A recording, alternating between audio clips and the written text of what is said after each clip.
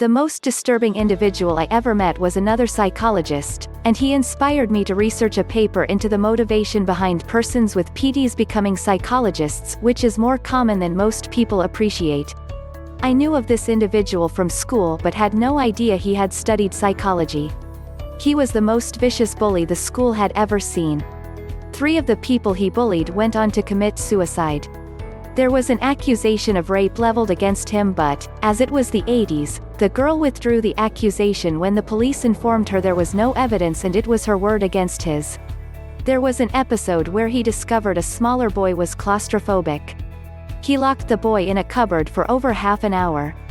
By the time we rescued this boy, he was non-responsive and non-verbal. This boy subsequently committed suicide. He showed no remorse and no empathy when I met up with him years later at a seminar. He questioned my recollection of the events at school, trying to convince me, a clinical psychologist, that memories weren't reliable and he had no recollection of any of those events. Most disturbing was that this person was working with vulnerable youth.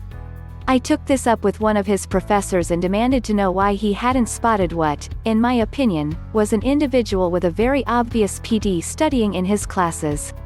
He replied that perhaps this individual was the perfect fit for vulnerable youth as he understood the victim-perpetrator dynamic.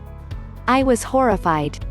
I replied that that was like stating it would be advantageous to train rapists as rape counselors, for they would have the same perspective. I still can't work out whom was the more disturbing character, the student or the teacher.